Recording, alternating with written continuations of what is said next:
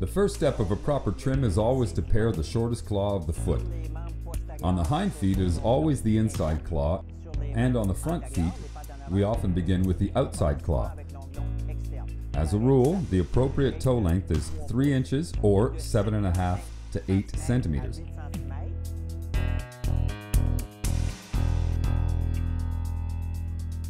Toe length is measured on the front wall, just below the coronary band to the tip of the toe.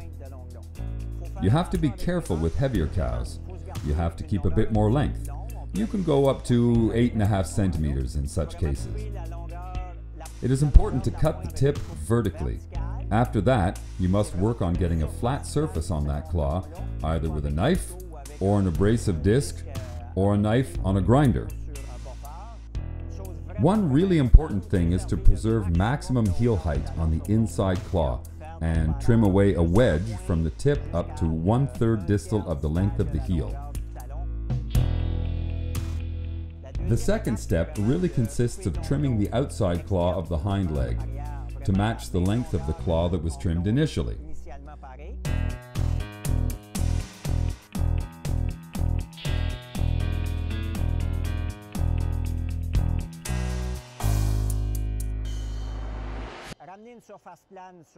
Recreate a flat surface on the entire claw in order to end up with equal weight bearing on both claws.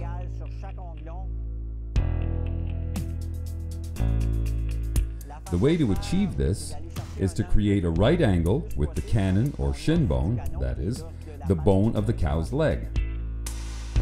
In the third step, you must shape the sole and create a concave cup within both claws.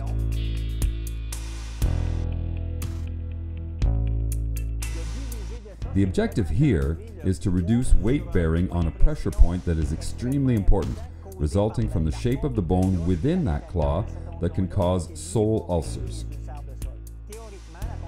In theory, the cup should be a little larger on the lateral or outside claw, since that particular claw usually supports more weight. The cup hollowed out on the front legs should be of just about identical size, since weight distribution on each claw of the front legs is almost equal. The fourth step, this is where you identify lesions, if there are any, and treat them. In terms of infections, digital dermatitis is the most common type. You need to apply the treatment according to the instructions you receive from your veterinarian to treat lesions properly. The types of lesions associated with the claws include sole ulcers, white line disease,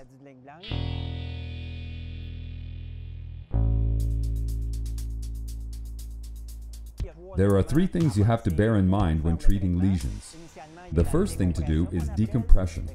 In the presence of a sole ulcer or a white line lesion, you must use the knife to relieve the pressure point that you can see under the claw.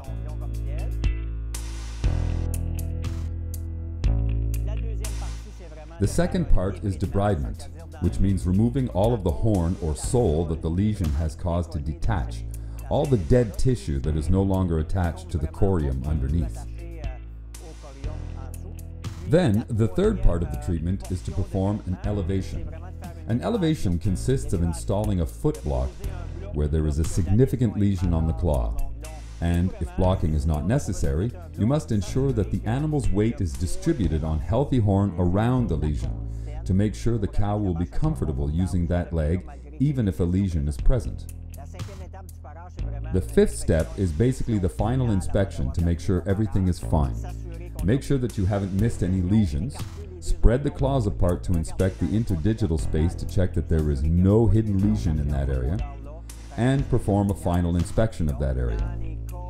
In cases where it is necessary to do so, smooth out any remaining coarse areas of the wall, but without ever touching the white line, making sure to preserve the entire wall to ensure that it can bear the weight of the animal.